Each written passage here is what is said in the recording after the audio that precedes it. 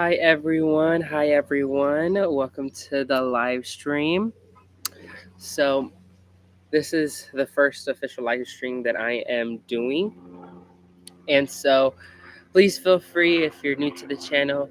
Hi everyone. My name is Emmanuel Arce. I am known as the Ultimate Gardener here on YouTube as well as on all my media pages. I'm known as the Ultimate Gardener. And so I've been gardening for about since I was 7 years old, and I'm now 18 years old, and so I've been gardening for a while, for a very long time on my channel. And so I've been online teaching gardening for about, I believe it is 5 or 6 years. That's about the time I've been gardening now. And so what we'll be discussing about in today's live stream is growing food in Florida. So, as you guys know, I am a huge content creator on growing your own food. All my videos are usually around the topic of growing your own food, and that's usually how all the videos go, from fruit trees, medicinals, anything that you can really eat. I make videos on that. So make sure you go ahead and leave a like underneath this live stream if you haven't already. Make sure you share with your friends and families. And if you have any questions during our live stream, feel free to go ahead and leave them in the chat, and I will go ahead and answer them while we are on this live stream. So, jumping straight into it. So, some of the things I want to cover as a gardener who lives in South Florida is one of the things we mainly deal with here in South Florida is our heat. And so, us Floridians deal with a lot of heat, especially during once it hits about June, all the way up to when about the beginning of August is usually when we are dealing with extreme hot temperatures. When I mean extreme, I mean extreme, to the point where I usually never go out to the garden during those days, only during like when it's getting a little bit more darker out, because especially here, since there's constant humidity that rises in the morning, it seems like we are getting suffocated by the heat, the humidity. It's just not favorable for us gardeners to be working out here. So imagine the plants. They have to be able to withstand high levels of humidity as well as high levels of heat. And so not every plant can grow here in South Florida because our heat and humidity once again is very extreme. I've tried growing lots of fruit trees and lots of plants here in my garden, but what I realized is that if they are not made for my climate, they are not gonna grow properly. And that's something I cannot stress enough when it comes to beginner gardeners, is that if you are a beginner gardener and you live in South Florida, you have to grow what is able to grow in our area. You can't stick an apple or pear tree in your garden because those are not going to thrive in our garden. Trust, I have experimented with that before, never had success with it. So I would always recommend grow what is able to grow in our area. So avocados, mangoes, ice cream bean trees, papayas, bananas, what else? The peanut butter fruit trees, which is a video I also made as well. Grapes we could grow as well. So these are the things that we need to narrow ourselves to growing because they will give us the easiest time. If we try focusing our area on only growing pears, apples, and certain varieties of peaches, we're just going to be struggling because those will not grow. They need to feel all 4 seasons, so they need to have a winter in order to thrive. And here in Florida, we cannot provide that. I have had success growing peaches, but they have to be tropical varieties or Florida made varieties. And I have to grow them in containers. They cannot grow in the ground because they will not do nothing if they're growing in the ground, especially the newer varieties that come out. Our soil's just not made for the peaches. And so we have to grow them in containers where we're able to decide the amount of nutrients they're receiving, the sunlight they're receiving, as well as the amount of water and the soil they're growing in. So it is a lot to plan out when it comes to building a garden. I know you want to feel inspired and go through and grow everything, but you have to take it one step at a time. When I developed my garden here in my South Florida area, what I did first was I established the main trees. So what I established was bananas, papayas, the ice cream bean tree. I put in a sapote tree. I put in a sapodilla tree as well. The Jamaican strawberry tree was another one I grew first, as well as Patomba. I grew lots of the fruit trees or the main canopy layers. You have to get them in the ground first because those are going to be the trees that will be providing your plants more shade, and those will be the ones that will be towering over all the other plants. So then the second layer down is more like your shrub type plants, more like your perennials. So then I grew Cuban oregano, Monstera deliciosa, society garlics, all types of ginger species, as well as tomatoes when they are in season, as well as elephant ears as a decorative piece. I also have grown as an underlayer, as well as, let me think, different types of spinaches more as an herbaceous layer. There's not a lot of perennials that I have. Oh, since my partnership with Pure Beauty Farms, I've grown daylilies. I put daisies in the ground as well. So it really just varies with what you want to grow in your area, really. And so, yeah, I really just want to focus on that. The second thing we deal with a lot here in our Florida area is the rainfall. We have lots of rainfall. If not, we get rainfall almost every day, if not every other day, especially once the rainy or hurricane season comes through. We're expecting thunderstorms. We're even expecting here in Florida, we've seen more tornado activity these past few years. So we've had tornadoes come through as well. So really your garden has to be prepared for really much anything because things can happen in the blink of an eye and you won't know what's heading your way. So what I do is making sure that I don't have nothing really loose out in the garden. I do have some things on pedestals, but if anything like that were to come, I would take them down the pedestals because I wouldn't want to run the risk of them falling and the plants being damaged. And so it's something these things you have to take in consideration, especially if like a hurricane decides to come through and bury in through your garden. It is just not fun, especially when it comes to a hurricane warning that's hitting your area.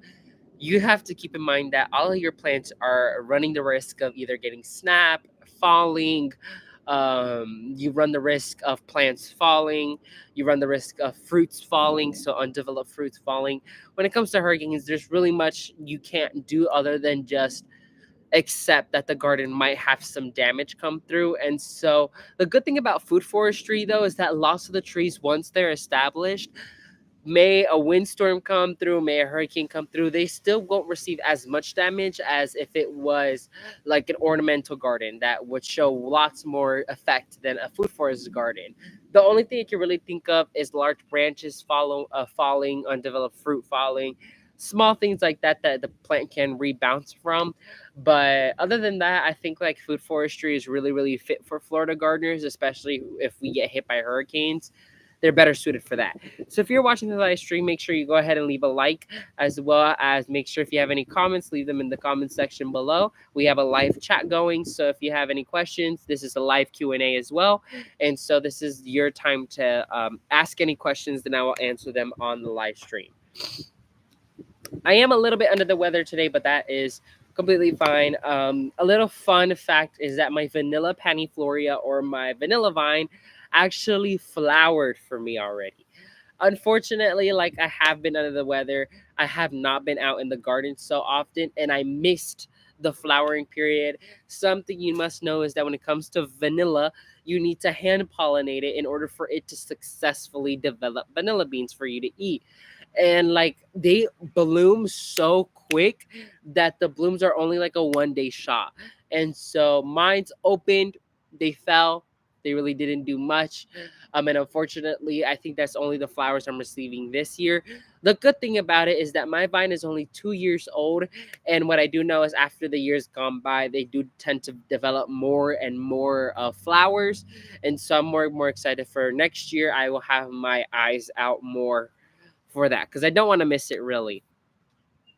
So Once again, if you have any questions, leave them in the live chat and I will answer them. I do have a video coming out on how to properly feed your garden because it's really important that you know how to properly feed as well as maintain your plants. Because although it's food forestry and it's all about planting them and leaving them alone, when it comes down to food forestry, you're talking about food plants. You're talking about plants that you eat. And if you want to have the best outcome when it comes to harvest, fruit picking, you need to make sure that your trees are well nourished. And one of those things is making sure that they're fed. And so in that video, I kind of covered the product I use to feed the garden, how I go through and feed them, how often you should feed them, etc. So you should see that video come out later today. I still have to go through, edit it, and then publish it. So hopefully around 2-3 you should see that video come out. So make sure you have your eyes peeled for that. If you have any video suggestions, let me know as well. I have lots of ideas to pull out yet. As you guys know, I'm a representative for Pure Beauty Farms. We are officially a partner, and so I still have lots of videos to come out with them. And so yeah, make sure you guys follow Pure Beauty Farms as well because they are a really cool family owned company. If you have not seen that video yet, make sure you go ahead and see it. I'm going to go ahead and post a link towards that video right now. It was an amazing, amazing, amazing time. When I mean amazing, I mean it was a really fun time over there. Um, go ahead and put that.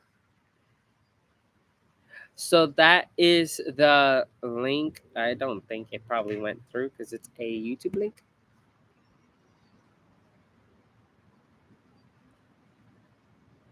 Let me see. No, I didn't go through. So let me put it through here. Let me have this open. Da-da-da-da-da-da-da.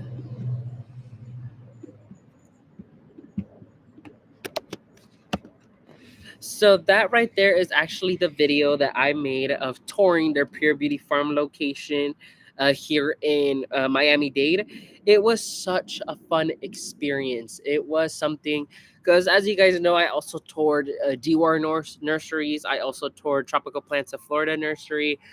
But something like seeing Pure Beauty Farms, huge area. They are also a Proven Winners carrier, so I have my hands on some proven winner plants from them, and so I was really excited. When I mean really excited, I was stoked to see how well they grow their plants, how they pour their heart into their plants, high quality plants. And so I actually made a video on it as well, growing daylilies, growing foxglove. I still have yet to make a couple videos. I want to make one on the heucherellas that I received, the daisies I received as well. And so there's a wide range of plants that I want to make, or videos that I want to film as well. But apart from that, um, another fun thing is lots of my banana trees are flowering. This is the first time in 2 years that they are flowering and set fruit, which is really excited.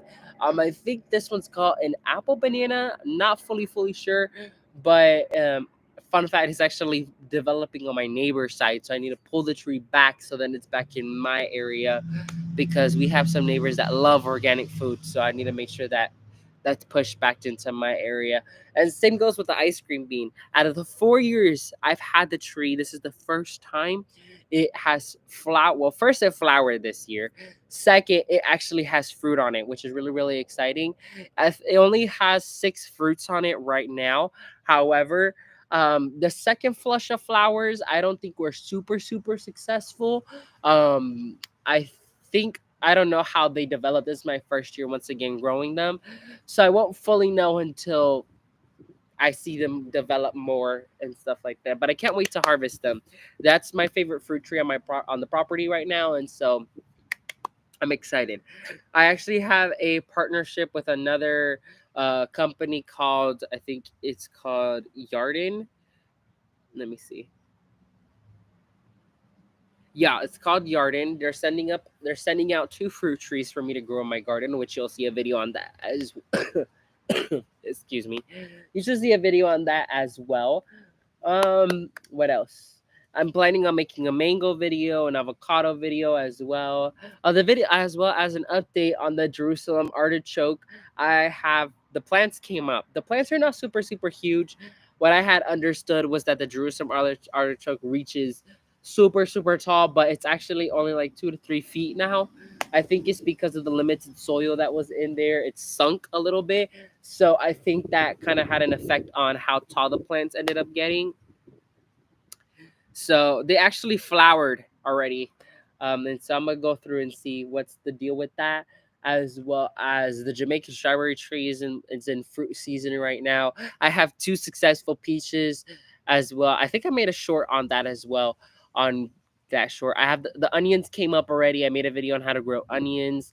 Let's see what else. The Barbados cherry is also in full season right now. The peanut butter fruit tree is also flowering. So it's really exciting when it comes down to these things. It's really exciting because you finally see that the labor of your work is finally paying off. You're able to enjoy what you grow. Unfortunately, I missed my growing season for veggies.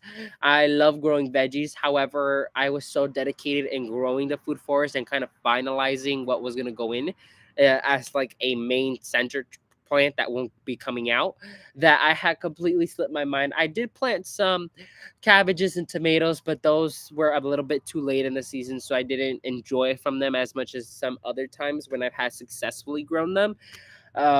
So that's something I definitely want to work on. I want to make another video as well as when it comes down to the mango or the avocado I have. The papaya tree is actually out of season. I'm gonna cut it down and take it out because it doesn't look the best right now. It no longer produced any more fruit, so I'm gonna just chop it down and replace it with another tree. So make sure you leave a like under this video once again.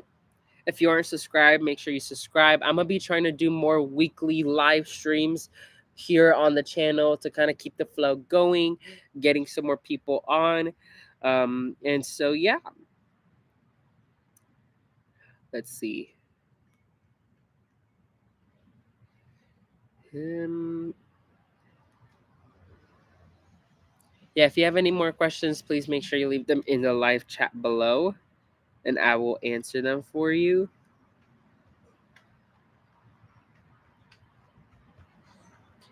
If not, then I'm gonna go ahead and sign up. Well, I'll give it till probably 12:30 ish, or until we hit 30 minutes on the live stream. Because yeah. Oh, I'm also getting ready to plant some nasturtiums. This is going to be my first year growing nasturtiums. I've never grown them before, but I have successfully started them from seed. So I'm going to be planting them out, see how they grow, as well as some clover. I've never grown clover before, but I've started that one from seed as well as sugar cane. I'm going to probably make a video on that as well as lavender. When I went to Pure Beauty Farms, we got some lavender plants. I also got some succulents, some cactuses. So we're gonna kind of get those pushing. Let's see what else. Yeah, I think I might make a video also on growing your own chocolate. I made a video on as a short. However, the tree is actually suffering in the ground right now. So I think the best way to do it is in a pot. Any tree that cannot grow successfully in the ground but can grow in our area has to be grown in a pot. Same goes with citrus trees. They can't grow in the ground, they suffer, so I have to put them in a pot. Peaches, they do fine, but in a pot. The cacao tree do fine, but in a pot. What else? What else has been done? Lots of fruit trees actually have to be grown in a pot if you want them successfully growing, because in our ground, I think it's more because our ground is more sand than soil, so they're not retaining lots of moisture. Not a lot of nutrients is in the soil. My soil is a little bit more nutrient because I've amended it with lots of. I did a round of mulch one season, and so that already decomposed. I've amended lots with soil on top. Of course, the feed that goes into the ground, as well as when the fruit drops into the ground, and decomposes its natural nutrients for the ground. So my garden and the soil has been building over time. However, it's still very sandy. So it still drains water, still drains the nutrients. So I want to make sure I keep that as a constant schedule to make sure that the soil tends to stay more rich than anything. So